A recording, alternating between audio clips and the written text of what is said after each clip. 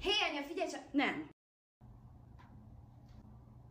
Gábor, minden rendben van az 5-ös feladattal? Oké, kicsöngettek a feladatokat, kérem szépen ide az asztalra letenni.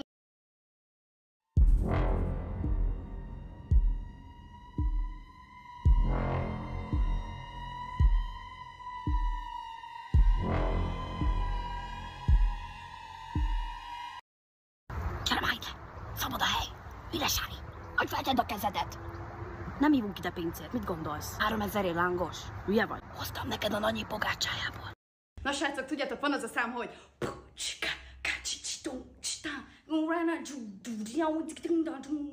és akkor van ez a, tudjátok, az, amikor táncolni kell benne, és akkor akkor szia, majd beszélünk. Majd hívlak, szia!